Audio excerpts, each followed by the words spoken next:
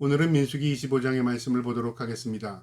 이 25장의 내용은 이스라엘 백성이 가나안 땅에 들어가기 전 이제 모압 평지에서 일어났던 한 사건인데요.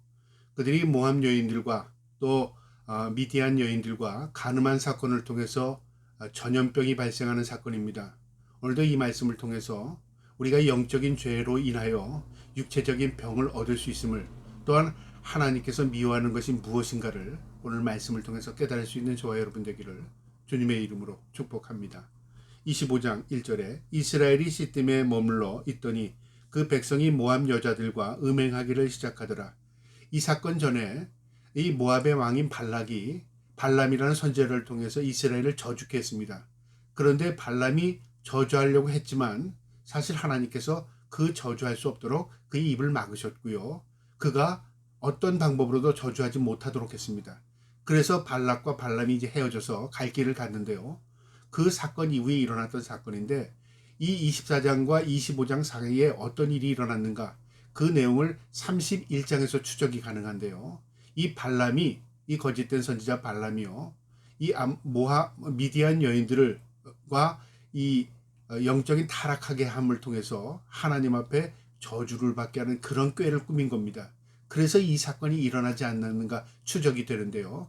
31장에 가서 이 미디안이 결국은 이제 멸망당하게 되고 그때에 이 발람도 죽게 됩니다.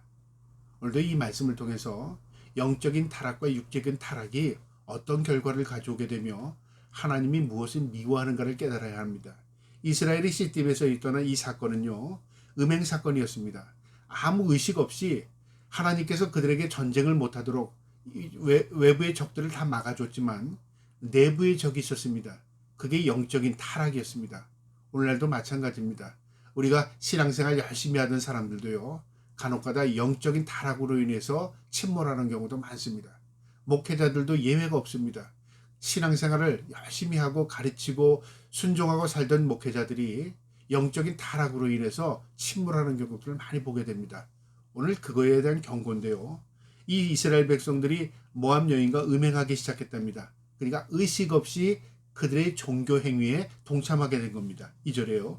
그 여자들이 자기 신들에게 제사할 때 이스라엘 백성을 청함해 백성이 먹고 그들의 신들에게 절함으로, 아무 의식 없이 그들을 따라가서요, 그들이 차별해주는 음식을 먹고 그들이 경배하는 이방 신에게 경배하는 것을 봤을 수도 있고요, 또 같이 동참할 수도 있었습니다. 문제는 그들과 함께 했다는 겁니다.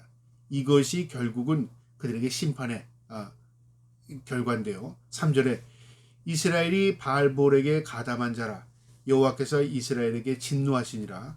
여호와께서 모세에게 이르시되 백성의 수령들이 잡아 태양을 향하여 여호와 앞에 목매어 달라. 그리하면 여호와의 진노가 이스라엘에게서 떠나가리라. 이 지도자들의 의식 없는 행동으로 인해서 결국은 영적인 간음을 하게 되고 그들의 우상 숭배의 자리에 동참하게 되고 그들의 우상의 제물의 음식을 먹었다 그 말이죠. 하나님께서 미워하신 겁니다. 그들은 유일신 하나님만을 섬겨야 할 하나님의 백성이었습니다. 그럼에도 불구하고 그들은 의식 없이 이방 여인들을 따라가서요, 우상을 섬긴 겁니다. 그래서 본보기로 그들을 태양을 향해서 목매어 달아 공개 처형하게 했습니다. 이것은 경고의 메시지였습니다. 5절에요. 모세가 이스라엘 재판관들에게 이르되 너희는 각각 바울에게 가담한 사람들을 죽이라 하니라. 이스라엘 자손이 온 회중이 회막문에서 울 때에 이스라엘 자손 한 사람이 모세와 온 회중의 눈앞에 미디안 한 여인을 데리고 그 형제에게 온지라. 여러분, 이 하나님의 심판이 지금 진행되는 과정에서도요, 한 사람이 미디안 여인을 데리고 왔습니다. 7절에 제사장 아론의 손자 엘르아셀의 아들 비누아스가 보고 회중 가운데서 일어나 손에 창을 들고, 이 의식 없는 한 사람이, 지도자가 또 미디안 여인을 또 데려온 겁니다. 음행하기 위해서요. 지금 하나님의 심판이 진행되는데도 의식 없는 거죠. 그러니까 나와는 관계없다고 생각한 겁니다. 그들은 우상숭배고 바알보를 섬겼지만 나는 바알보를 섬기지도 않았어. 나는 그냥 미디안 여인과 즐거운 시간을 갖기 위해서 그 여인을 데리고 와서, 그렇게 의식했을지도 모릅니다. 그런데 하나님이 분노케 한 겁니다. 근데 그 분노의 마음이 누구에게 있었냐면요, 바로 제사장 아론의 손자였던 비누아스의 마음에 있었던 겁니다. 그가 창을 들고 그를 쫓아간 겁니다. 8절에요. 그 이스라엘 남자를 따라 그의 막사에 들어가 이스라엘 남자와 그 여인의 배를 꿰뚫어 그 둘이 끌어안고 있는 그 모습을 보고요. 창을 꿰뚫어서 두 사람을 찔러 죽인 겁니다. 두 사람이 죽으니 연병이 이스라엘 자손에게서 그치니라. 이스라엘이 이 영적인 음행함으로 인하여 전염병이 창궐한 겁니다. 무려 2만 5천 명, 2만 4천 명이 죽었답니다. 9절에요. 그 연병으로 죽은 자가 2만 4천 명이었더라. 그러니까 계속 지금 전염병이 진행되는 과정이 있었죠. 그럼에도 불구하고 이 이스라엘 남자가 미디안 여인을 데리고 들어와서 음행한 겁니다. 그걸 본 아론의 손자였던 비누아스가 분을 참지 못하고 들어가서요. 그를 찔러 죽인 겁니다. 그런데 이게 감정적인 내용이 아니라 하나님이 무엇을 미워하고 무엇을 기뻐하는 걸 안 거죠. 구별할 수 있는 사람이 있었다 그 말이죠. 그런데 그 행위를 통해서 이스라엘의 전염병이 그친 겁니다. 그 사인이죠. 이 비누아스의 행동이 이스라엘의 전염이 창궐한 것을 막아준 겁니다. 백성들이 정신을 바짝 차는 겁니다.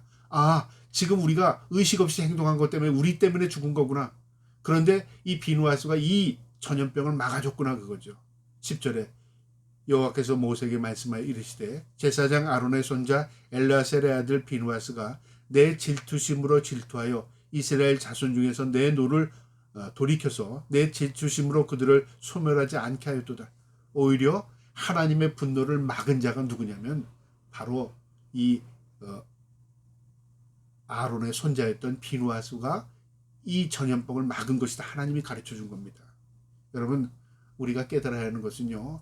어떤 문제만 보게 되면 그 문제 해결에만 매몰됩니다. 그런데 문제가 일어난 원인을 알게 되면요. 원인을 해결하면 문제도 해결됩니다. 우리 일생에 그런 것들이 참 많습니다. 제일 우선적으로요. 세상의 이치의 모든 문제는 하나님과의 관계 속에 있습니다. 그런데 우리 세상의 문제만 매몰되어 있기 때문에 결국 하나님을 바라보지 못합니다. 때로는 이렇게도 합니다. 하나님 가만 계세요. 내가 이 문제는 해결하고 하나님 잘 믿을게요. 이 문제 해결해 주시면 하나님 내가 하나님께 영광 돌릴게요. 문제를 통해서 자꾸만 접근합니다.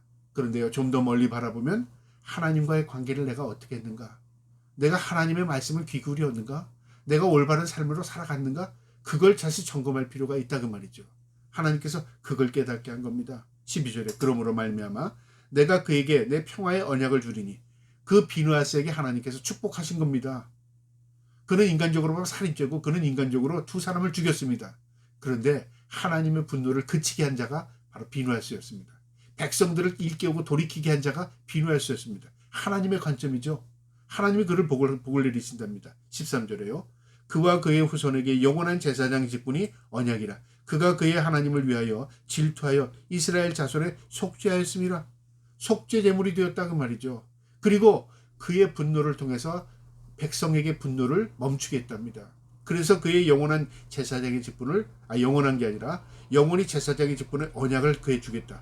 그래서 왕정 시대까지 이 아론의 후손들이 제사장 직분을 감당합니다. 대를 이어서요. 여러분, 나 하나가 어떻게 사느냐에 따라서 우리 후손에게 영향을 미칩니다. 내가 영적으로 타락하면요, 후손들도 무의식 가운데 타락합니다. 내가 영적으로 바로 살면 하나님의 은총을 입어서 후손들도 영적인 축복이 무엇인가를 깨닫고 그 은혜 가운데 살게 됩니다. 믿음의 복이 바로 그겁니다. 내가 믿음으로 올바로 살면요, 후손들도 그 믿음을 지키며 삽니다. 내가 어정쩡한 믿음으로 살게 되면요, 후손들도 그건 믿어도 별거 아닌데 그런 의식을 갖고 살게 됩니다. 여러분, 우리에게 주는 교훈입니다. 14절에요. 중입을 당한 이스라엘 남자 곧 미디안 여인과 함께 죽임을 당한 자의 이름은 시므이니 실로의 아들이요 시몬의 조상의 가문 중에 한 지도자이며, 여러분, 이 시므이가 누군가를 분명히 가르칩니다. 그 아버지는 누구고 그 조상은 누구고 가문은 어디고. 여러분, 부끄러운 일을 이렇게 분명하게 얘기합니다. 이건 무엇을 주느냐면 교훈입니다. 이렇게 하지 말라. 가문을 먹칠한다 그 말이죠. 이렇게 하지 말라. 이 영향력이 후손에게 영향이 된다 그 말이죠. 그걸 교훈한 겁니다. 그 다음에 15절에요. 죽임을 당한 미디안 여인의 이름은, 이제 미디안 여인, 이방 여인도 누군지를 분명히 얘기합니다. 고스비이니 스로의 딸이라. 스루는 미디안 백성의 한 조상의 가문의 수령이더라. 미디안 족속의 수령의 딸인 이 고스비가 누군가를 분명히 가르쳐 줍니다. 그러니까 하나님께서 이 무엇 때문에 이런 일이 일어났고 이 결과가 어떻게 일어났냐, 당대만 일어나는 게 아니라 후손에게도 영향을 미친다. 그거를 지금 교훈해 주는 겁니다. 16절에요. 여호와께서 모세에게 말씀하여 이르시되 미디안인들은 대적하여 그들을 치라. 이제 하나님의 명령이 이스라엘에게 임합니다. 이스라엘 민족을 통해서 미디안 족속을 치랍니다. 하나님이 그대로 놔두지 않는다. 그들을 심판하겠다 그 말이에요. 그러면 하나님께서 그 명령을 따라 이스라엘 민족을 싹 쓸어버리겠다. 미디안 민족을 쓸어버리겠다 그 말이죠. 결국 미디안 민족들은 다 소멸됩니다. 18절에요. 이는 그들의 속임수로 너희를 대적하여 부올의 일과 미디안 지휘관의 딸 그 부올의 일로 연병이 일어난 날에 죽임을 당한 그들의 자매 고스비의 사건으로 너희에 유혹하였습니다. 이 고스비 사건으로 너희를 영적으로 타락하게 했고 영적으로 유혹한 것에 대한 죄값이다 그 말이죠. 그래서 미디안 족속들이 결국은 하나님의 심판을 받게 됩니다. 이때에 결국 이 거짓 선지자였던 발람도 죽게 됩니다. 그 내용이 이 31장에 나옵니다. 오늘도 이 말씀을 통해서요. 우리가 영적인 타락이 무엇인가를 깨닫고 우상숭배이고 그 다음에 내 육체의 타락으로 인하여 결국은 하나님의 징계를 받게 되는 것, 이 말씀을 통해서 깨닫고 늘 거룩한 삶을 사시고 늘 하나님의 말씀을 살아갈 수 있는 저와 여러분 되기를 주님의 이름으로 축복합니다. 아멘.